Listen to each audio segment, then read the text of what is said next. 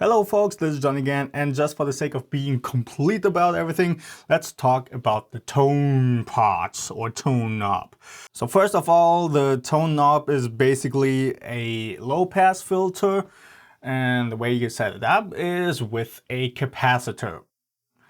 Now, if you're not sure what a capacitor is, in very simple terms, think of two metal plates that are very close to each other and they are differently charged. And then these different charges on these two plates can have an effect on each other.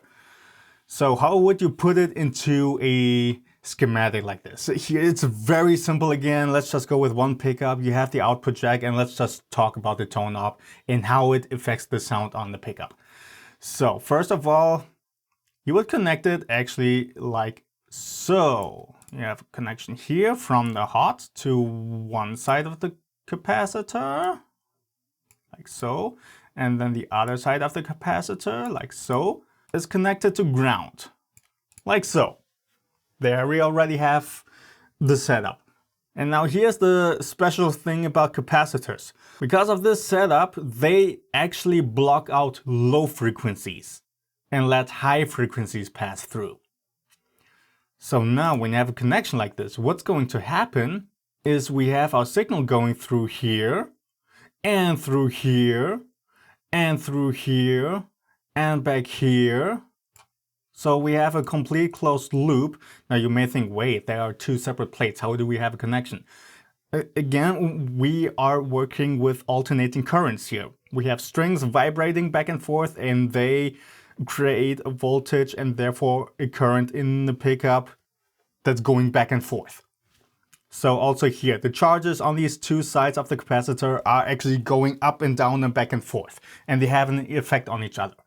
Now, as I said, the capacitor blocks out low frequencies, but high frequencies are being passed through here. That means that high frequencies are being passed to ground, and they are not being picked up at the output jack.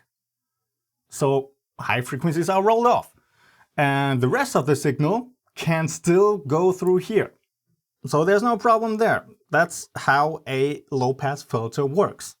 You simply send high frequencies to ground so they can't be picked up. And that's already it, really. But now, of course, we want to have a little bit more control over this. The way it's set up now, you permanently have high frequencies going to ground. So let's extend this view a little bit more. Okay, so let's just put another potentiometer in here. This looks exactly the same as a volume pot, and it is exactly the same as a volume pot, but we are going to connect it differently than a volume pot. We want to use this potentiometer to determine how much of the signal is actually going through the capacitor and to ground.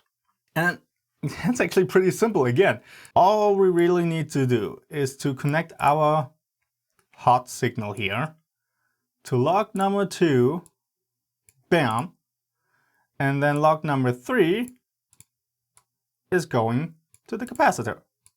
And the capacitor, again, is going to ground. So now when the wiper of this potentiometer, let's say again, it's all the way up here. So the tone knob is turned all the way up. Now what's going to happen is the signal comes through here and to ground, and to hot, excuse me.